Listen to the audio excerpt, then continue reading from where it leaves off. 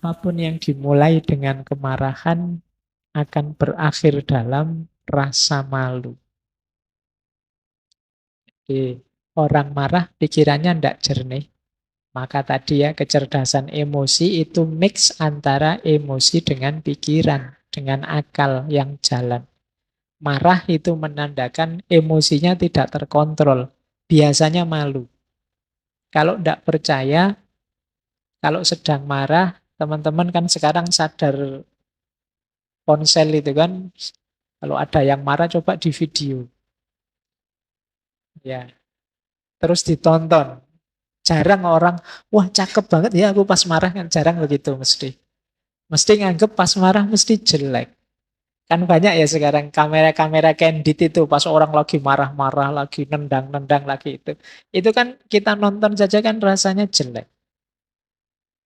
Jadi mesti pelakunya juga ketika nonton video itu mesti malu. Jadi kemarahan itu segala yang dimulai dengan kemarahan akan berakhir dengan rasa malu. Kita marah sampai segitunya dengan teman kita, mungkin besok bisa rukun lagi. Tapi ketika mengenang kemarahan kita bersama teman kita tadi, biasanya kita malu.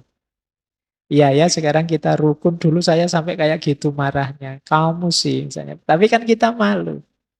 Kita lepas kontrol sampai marah. Maka emotional quotient, kecerdasan emosi ini penting untuk kita hidup sukses, hidup nyaman. Bahkan ada yang bilang sampai 80%, ada yang nulis sampai 85%. Unsur kesuksesan kita terletak pada kecerdasan emosi ini. Kalau menggunakan bahasa agama, ya kecerdasan emosi ini mungkin berhubungan dengan muhasabah dan muraqabah. Muhasabah itu kemampuan kita menyadari diri, membaca diri, menata diri. Kalau muraqabah itu apapun yang kita lakukan, jangan lupa kita selalu diawasi oleh Allah. Jadi jangan sembarangan. Jadi laksanakan segalanya sesuai dosis dan porsinya. Karena Allah selalu melihat. Jangan sampai kita malu di hadapan Allah. Nah ini kesadaran muraqabah namanya. Jadi kalau kita ada di tataran muhasabah dan muraqabah ini, insya Allah kecerdasan emosi kita akan terjamin. Perilaku kita lahir dan batin lebih tertata. Kalau engkau tidak menguasai emosimu, tidak sadar tentang dirimu, tidak mampu menata tekanan emosimu, tidak memiliki empati, tidak memiliki hubungan yang baik, maka sepintar apapun dirimu, engkau tidak akan dapat melangkah jauh. Jadi ya engkau akan jago kandang saja, hebat tapi untuk dirimu saja, pinter tapi untuk dirimu saja. Kamu tidak akan bisa sukses kemana-mana. Jadi engkau tidak akan tercapai cita-citamu, keinginanmu yang tinggi. Karena itu tadi, kamu tidak kenal dirimu. Apalagi yang berhubungan dengan orang lain.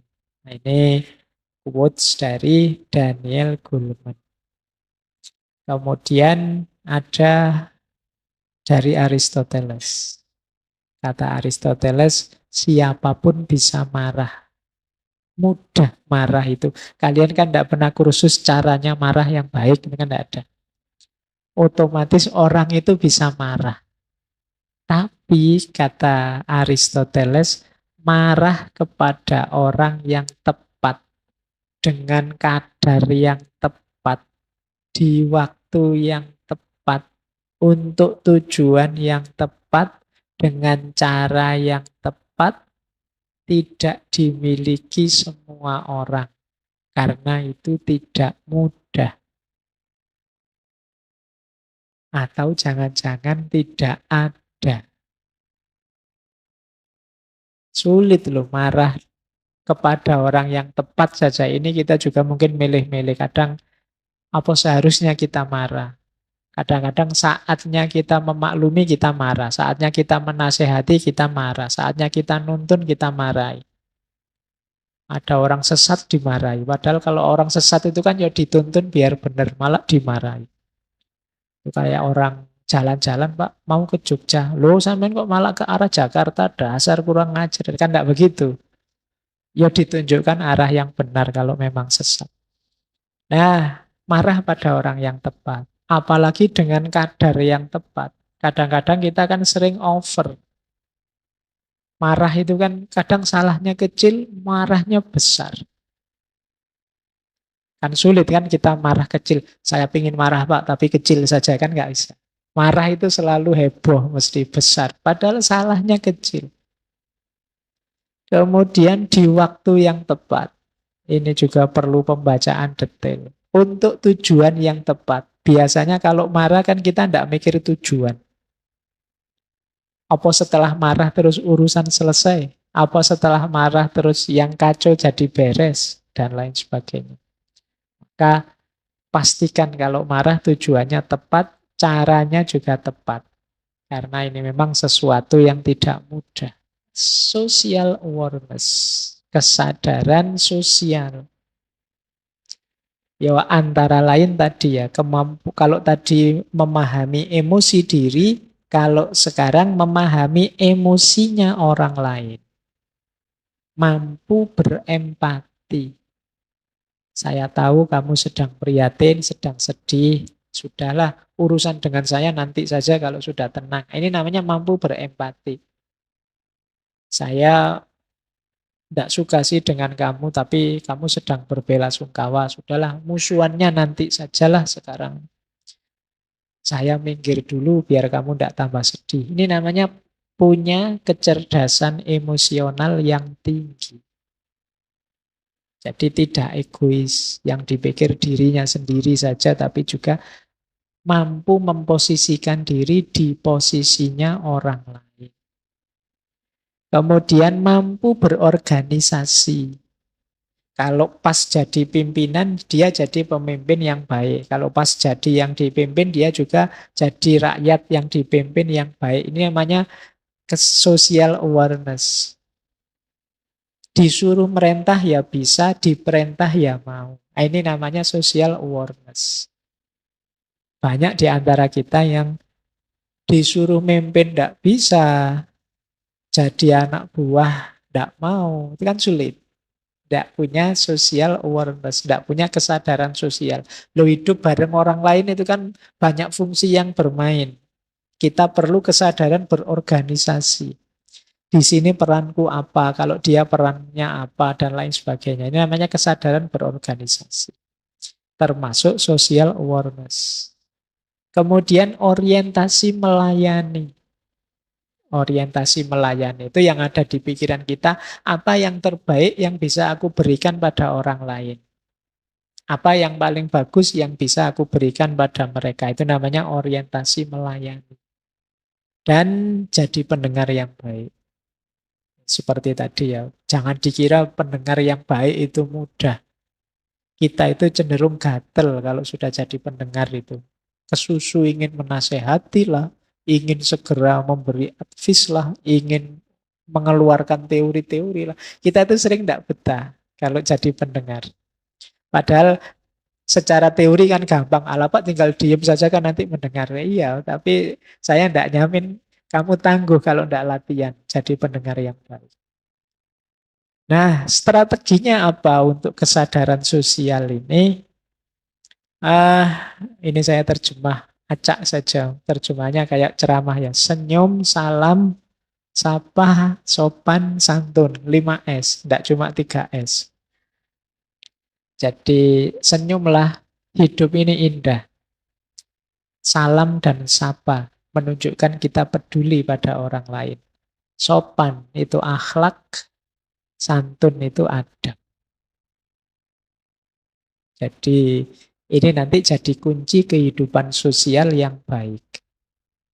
Pikiran yang optimis, kemudian wajah yang ceria, kemudian diri yang mudah bergaul, salam, sapa itu simbol kepedulian, akhlaknya hidup, adabnya jalan. Ini akan membantu menghidupkan kesadaran sosial. Kemudian walk in their shoes. Walk in their shoes itu berjalan dengan sepatunya mereka. Ini namanya empati. Kalau kita ngobrol dengan anak kecil, ya cara ngomongnya kita turunkan ke level anak kecil. Ngobrol dengan orang tua, ya sesuai dengan tataran orang tua. Itu namanya walk in their shoes. Itu bagian dari empati. Jangan ngobrol dengan anak kecil nanti pakai bahasa filsafat. Tidak cocok. Nanti sama adikmu yang masih sekolah TK. Gini loh dek, menurut Aristoteles itu, yo mereka ndak ngangkat. Jadi harus walk in their shoes. Jadi biar ngerti sesuai dengan level mereka. Ini termasuk kemampuan sosial, kesadaran sosial. Nah, yang keempat, meningkatkan kemampuan nonverbal. Membaca nonverbal tadi, intonasi suara, ekspresi wajah, bahasa tubuh, gestur, dan lain sebagainya. Nah, ini kita juga harus cerdas. Jadi berhadapan dengan orang itu kadang-kadang dia kesulitan mengungkapkan tapi kelihatan dari gelagatnya. Jadi, mungkin intonasi suaranya tiba-tiba jadi bulat misalnya. Waduh, gimana ya Pak? Salah itu berarti dia sedang gelisah. Atau ekspresi wajahnya.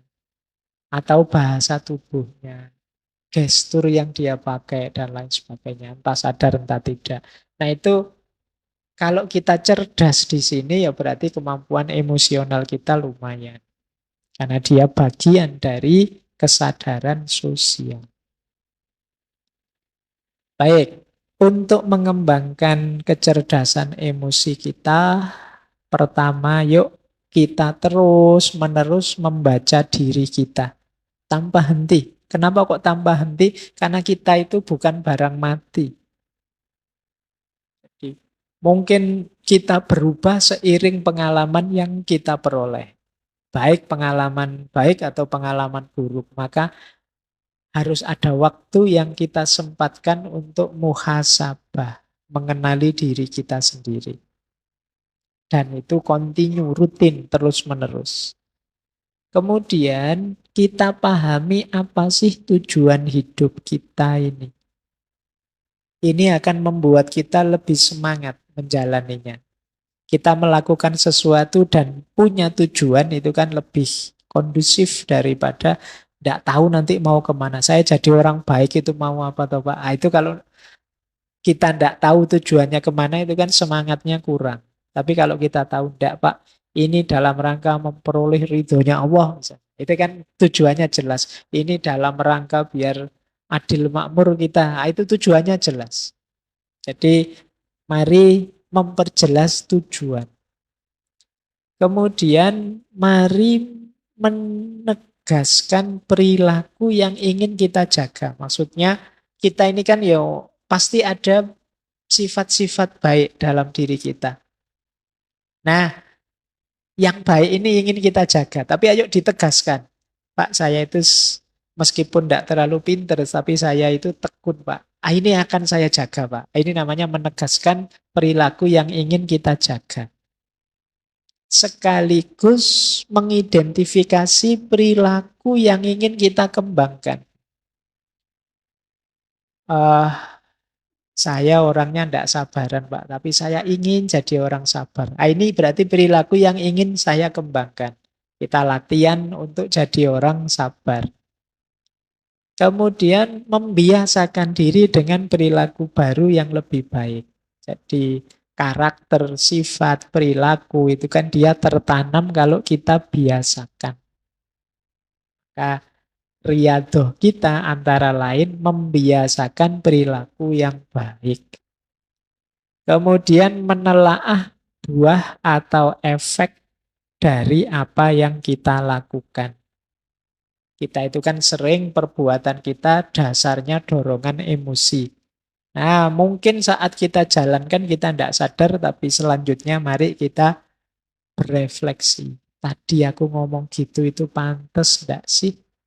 Tadi aku mengungkapkan yang seperti itu sopan enggak sih? Nah, ini namanya mikir efek dari yang sudah kita lakukan. Nah, kalau kita mengembangkan kecerdasan emosional kita secara tekun dengan cara-cara ini, ya seperti di awal tadi, maka kemungkinan akan apa IQ apa EQ kita nilainya akan semakin meningkat. Jadi kecerdasan emosi kita akan meningkat. Kalau tadi disebut bahwa ini sekitar 40% lebih menentukan kesuksesan kita, ya berarti kita sudah punya 40% variabel kesuksesan. Ketika kita bisa menaklukkan emosi kita. Baik, skill dari kecerdasan emosional yaitu relationship management. Jadi mampu mengatur, memanage hubungan dengan siapa saja. Tidak hanya harus dengan istri atau dengan anak atau dengan pacar. Dengan siapa saja. Cirinya 4. Yang pertama mampu menjalin hubungan. Banyak orang yang sulit menjalin hubungan. Banyak orang yang mau kenalan saja bulet sampai semester 3 baru kenalan. Itu berarti dia sulit menjalin hubungan. Dilirik-lirik terus nggak berani nyopo, nggak berani nah itu berarti sulit menjalin hubungan. Sementara temennya yang lain itu hari pertama sudah kenal nama-nama temennya sak kelas. Nah, itu berarti dia punya kemampuan relationship management yang bagus. Ada orang yang sulit, ada orang yang mudah. Tapi seperti saya bilang tadi, ini bukan harga mati. Jadi setiap orang bisa kok kalau memang ingin. Pak, saya ingin jadi orang yang ramah, apa bisa ya Pak? Bisa. Saya ingin jadi orang yang mudah dikenal, mudah dekat dengan orang lain, bisa. Nah, yang kedua mampu menemukan dasar yang sama dan membangun kebersamaan. Jadi biasanya orang itu suka melihat aku dan kamu bedanya apa. Tapi orang yang punya kemampuan relationship management itu justru lebih melihat samanya apa. Wah, kita sama-sama senang ngaji filsafat nih. Meskipun nanti mungkin di medsos gegeran lagi. Tapi kan ada yang dilihat dasar yang sama. Jadi kalau Bhinneka Tunggal Ika itu yang difokusi yang ikanya. Jadi wah sama-sama orang Jogja. Meleset orang Jogjanya ya kita sama-sama Muslim. Meleset Muslimnya kita sama-sama Indonesia kok. Meleset Indonesianya kita sama-sama warga dunia. Meleset warga dunianya kita sama-sama manusia. Meleset manusia ya kita makhluknya Allah semua lah ya. Jadi ini namanya kesadaran membangun kebersamaan. Jadi selalu ada alasan untuk kita hidup bersama saling rukun. Cuma memang orang itu biasanya lebih suka mencari basis yang berbeda. Wah, kamu pro kubu sana ya? Berarti musuhku ini. Nah, terus begitu. Hari ini kan logika kita selalu begitu.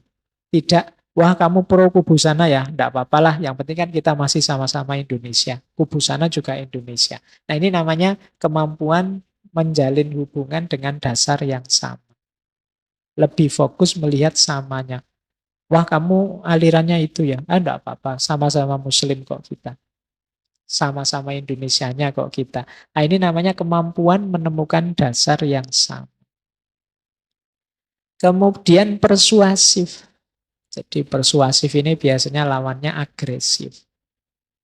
Agresif itu ingin menguasai, ingin mendominasi, ingin menang-menangan. Tapi kalau persuasif, ya saling mempengaruhi dalam kebaikan dengan cara yang baik. Kadang-kadang diartikan membujuk, merayu, itu kan persuasi. Jadi karakter orang yang bagus, manajemen hubungannya itu persuasif. Jadi mendorong orang, membangkitkan orang tanpa harus mendominasi, tanpa harus memaksa, tanpa harus menyerang. Kemudian komitmen, dedikasi, dan melayani. Jadi hidup bersama itu kan biasanya kan ada kesepakatan-kesepakatan bersama. Ada keinginan bersama, cita-cita bersama. Nah, orang yang canggih pengaturan emosinya itu mampu berkomitmen. Jadi, wah ini urusan bareng-bareng kita bersama. Tidak apa-apalah saya sedikit berkorban, yang penting keinginan kita bersama tercapai. Ini namanya komitmen. Kemudian dedikasi. Dedikasi itu yang mempersembahkan diri untuk demi kebersamaan. Nyambung dengan melayani tadi. Nah, strateginya jujur, terbuka, memahami.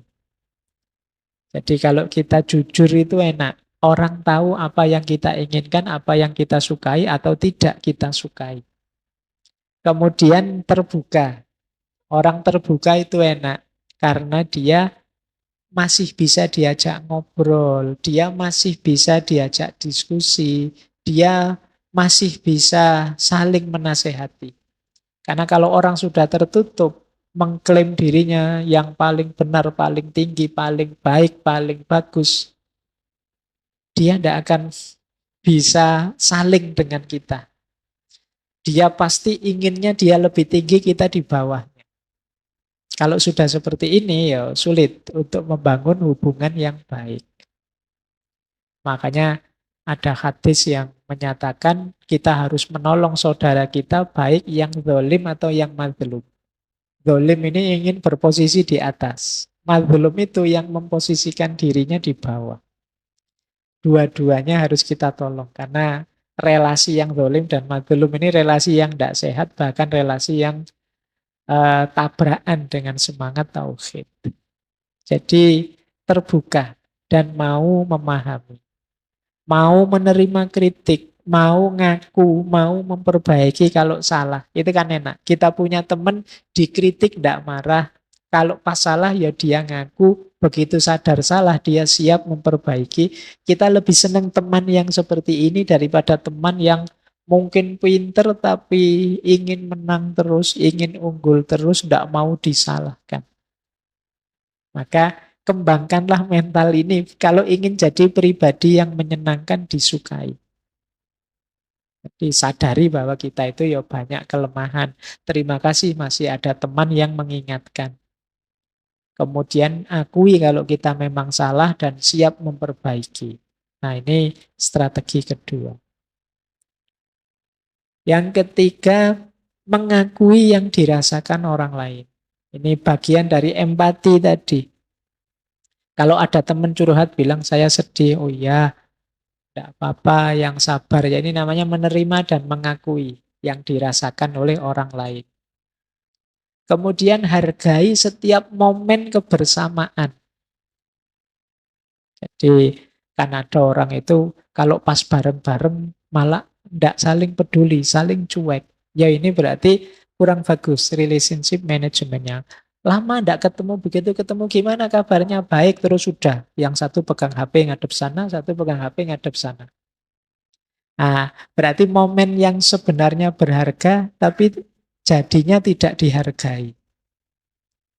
Wah, kok sudah waktunya kita berpisah ya, padahal baru saja ketemu. Sejak tadi sebenarnya, wong yo tadi cuma ngelihat HP-nya terus. Jadi tidak menghargai kebersamaan. Kemudian tidak pelit. Ya, teman kalau pelit itu sudah kiamat, itu sudah. Pelit apa saja. Ada teman pelit waktu misalnya, diajak apa saja enggak bisa. Yuk jalan-jalan yuk, wah enggak bisa nih aku ada acara ini. Yuk yuk enggak bisa saya ada tugas. Jadi pelit waktu, meluangkan waktu sebentar untuk kita saja enggak mau. Apalagi pelit uang. Pinjem dong sedikit. Oh, susah nyarinya kamu tinggal pinjem. Jadi enggak enak ya kalau punya teman terlalu pelit. Atau pelit tenaga. Suruh bantu-bantu enggak mau. Urusan-urusanmu sendiri kok aku yang capek. Nah, kalau ingin jadi pribadi yang menarik, yang cerdas secara emosi, ya mari latihan untuk tidak pelit. Ini sebenarnya pelajaran dari kurban. Ini besok kan kita mau berkorban. Dunia ini masih tetap tertib, aman, enak, nyaman karena banyak orang yang masih mau berkorban. Kalau semua orang egois, tidak mau berkorban, dunia ini mesti kiamat. Kalau orang tua egois, tidak mau kalah sama anaknya. Dia ingin enak sendiri, anak urusan nanti, itu keteteran mesti dalam keluarga. Anak juga begitu, tidak peduli orang tua, mesti kacau. Harus ada yang punya jiwa, punya semangat berkorban.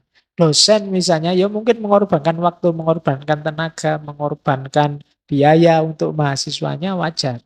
Kalau dosen, aku nggak mau capek-capek untuk kamu atau nggak mau ya sulit punya mahasiswa yang berkualitas. Jadi di antara rahasia relationship management itu ya kesediaan untuk saling berkorban, tidak pelit. Baik, saya sisipi satu, ada teori dari Derrida, teori tentang forgiveness. Ya, filosof Perancis yang terkenal dengan hermeneutika radikalnya. Saya bacakan ya, kalimatnya mudah. Kalau bagi Derrida, yang namanya maaf itu pasti tidak bersyarat. Kalau ada syaratnya, itu bukan maaf, tapi dagang. Jadi katanya Derrida, maaf yang bersyarat itu bukanlah sebenar-benar maaf. Ia sejatinya adalah transaksi, timbal balik ekonomi yang dengan satu dan lain cara punya daya tawar politis tertentu. Lebih-lebih jika ia mengharuskan adegan-adegan penyesalan. Kalau bahasanya Derrida, skins of repentance. Kalau mau saya maafkan, cium dulu kaki saya. Itu tidak. Itu berarti bukan memaafkan. Ada syaratnya. Kalau mau saya maafkan, ini dulu, itu dulu, penuhi dulu ini. Katanya Derrida itu bukan memaafkan. Maaf itu menjadi bersyarat karena ia diberikan. Hanya jika yang bersalah melakukan permintaan maaf, apologi, excuse, atau pengakuan, confession, atau penyesalan, dan atau penebusan.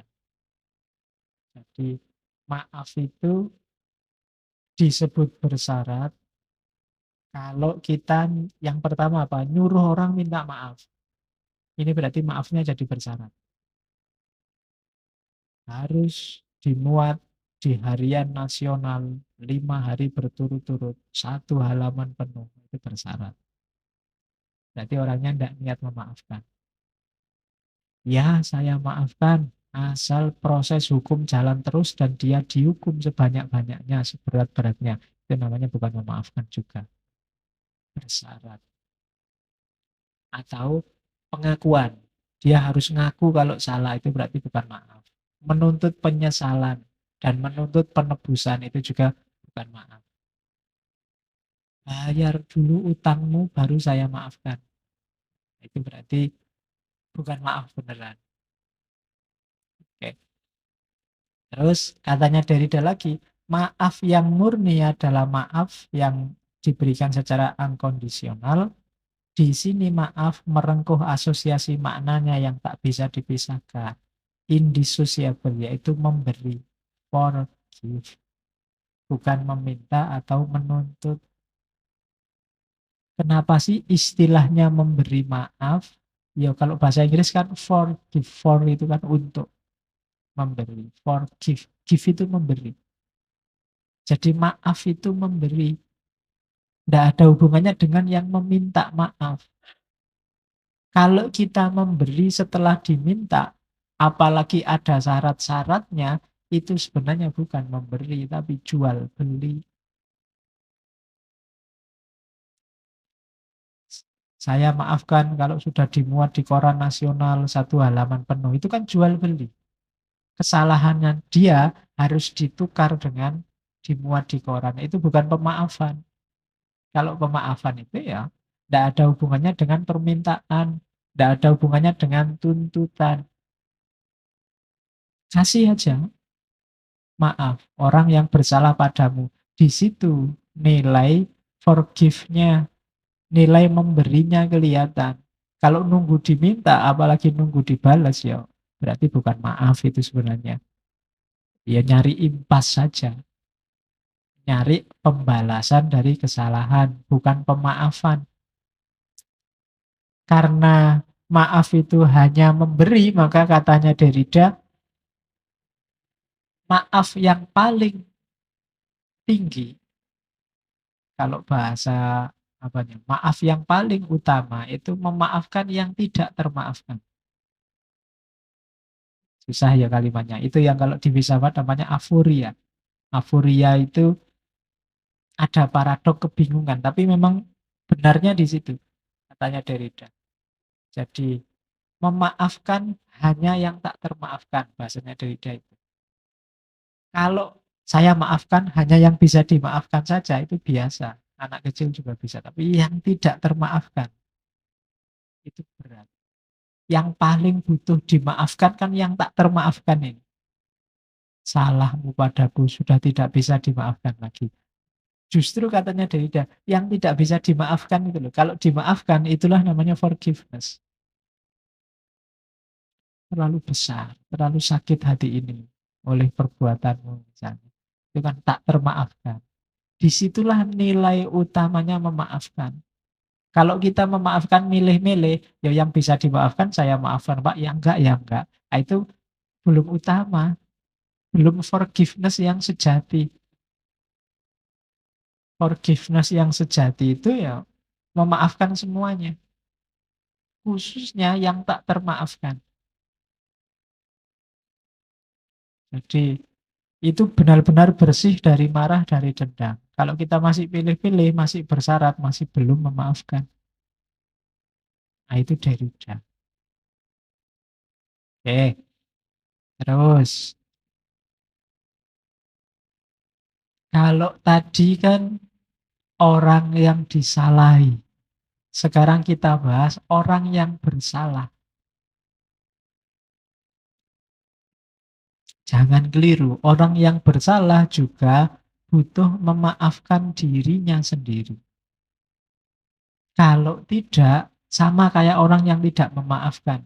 Dia juga tidak akan bisa move on. Orang yang selalu merasa bersalah, itu juga tidak bisa apa-apa. Dia tersiksa, terpenjara oleh kesalahannya. Di titik tertentu dia harus memaafkan dirinya sendiri.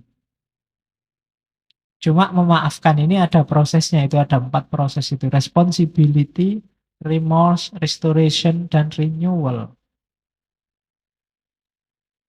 Lakukan 4 ini maka kita bisa memaafkan diri kita sendiri.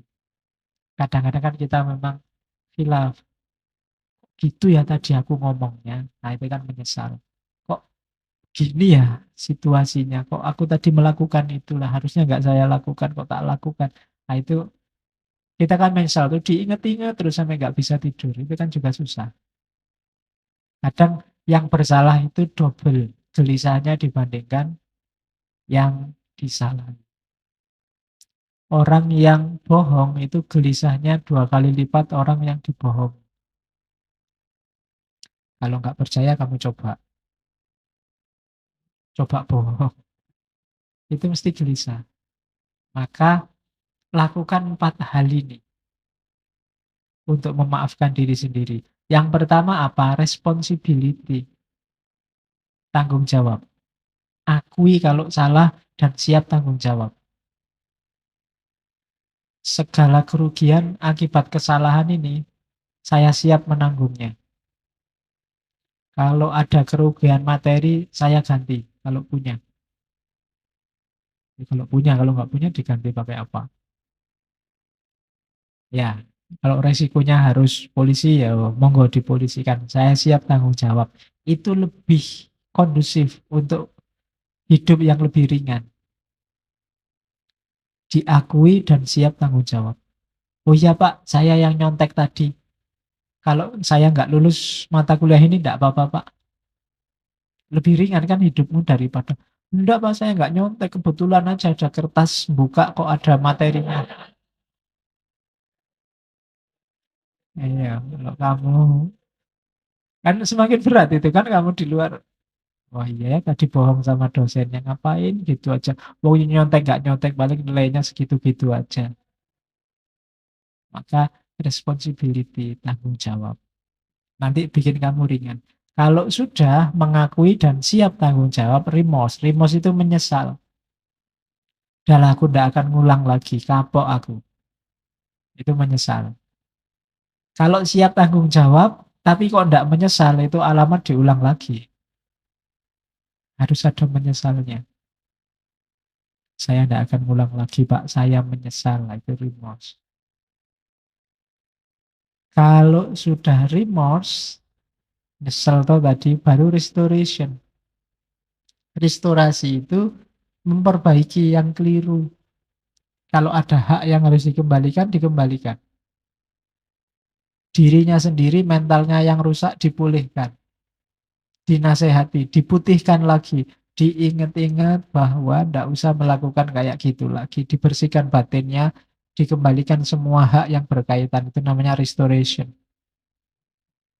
Siap untuk mengembalikan. Siap untuk memperbaiki segala yang rusak, lahir maupun batin. Baru setelah responsible, setelah remorse, setelah restoration, kita bisa renewal. Lahir kembali sebagai orang yang baru, yang bersih, yang siap maju lagi, yang siap berkembang lagi, renewal, pembaruan. Jadi lahir kayak bayi lagi, siap beraktivitas lagi setelah memaafkan dirinya sendiri. Maafkanlah dirimu. Jalannya itu. Kalau nggak mengalami empat ini bisa enggak, Pak? Ya bisa, cuma konstantif tadi. Tidak performatif. Enggak ngefek. Kamu tetap merasa bersalah nanti. Maka responsible, remorse, restoration, dan renewal.